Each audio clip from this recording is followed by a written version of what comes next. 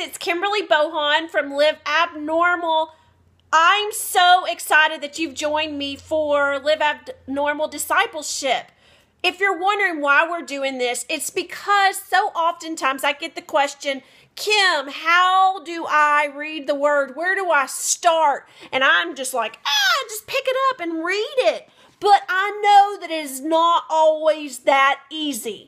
I know it is not easy to sometimes just to pick it up and start reading it. But that is when you go from living a normal life to living an abnormal life. That is when you go from saying you're a Christian to being a Christ follower and allowing this book to shape what you do, what you say, where you go, and your entire life will be changed when you start reading this on a daily basis.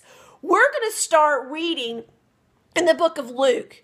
And boy, does it start off with a bang of a story. I mean, Hollywood could not make up this kind of story. It starts with a couple named Zachariah and Elizabeth, and they wanted something. And I mean, they wanted something bad. They wanted a baby. And if you have ever been childless and wanted a baby, you know that is debilitating. You need it and you want it, and you will go to any lengths. You will pray a certain way. You will do what you need to do. And that's exactly what they did. They wanted a child so bad that they had been praying for years. And they just could not conceive. And I love the part in chapter 1, it says, they had a clear conscience before God. They lived honorably before God, keeping every way and every commandment. I love that part. You know why? Because when we don't get what we want from God, you know what we do? We say, well, I probably done something wrong. I'm not praying enough. I'm not going to church enough. And we make it about us instead of God's timing. You need to get that. We make it about us instead of God's timing. These people were priests. They had a clear conscience before God. It was not a sin issue. It was a God's timing.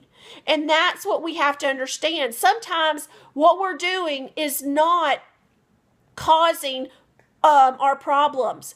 It is what God wants in our timing. Now, sometimes you do need to change what you're doing in order to get a clear conscience before God. But this is one of those times that they definitely didn't have it. And then it happened. Just like a Hollywood movie, the angel Gabriel appeared to Zechariah. Dun, dun, dun. He appeared and he came out. I mean, it was so dramatic that Zechariah was actually paralyzed with fear. He was like, could not move. I imagine if an angel of the Lord appeared to me, I might have the same reaction. And the angel looked at Zechariah and said, you're going to have a baby. And I love his reaction. He says, do you expect me to believe this? I'm an old man and my wife is an old woman. Now that we're old, you're going to give me a baby. And I thought that's exactly what we do. We want God to answer our prayers in our timing. Not necessarily God's timing, but in our timing. And I love what the angel of the Lord said. He said, every word that I have spoken to you will come true on time. Wait a minute. On time. God's time. Is that what we do? When we don't get our prayers answered, when we don't get it on our time, we're like, well, this is probably not how we want it. We want God to answer our time and not necessarily in his time. You know, and what happened to Zechariah was because he doubted, the Lord shut him up for 9 months, the entire pregnancy. And I thought, Lord, is that what happens? We don't get the lesson the first time we doubt you, and then you have to teach us a lesson for 9 months, sometimes 9 years it takes us to get the lesson that the Lord wants to speak to us.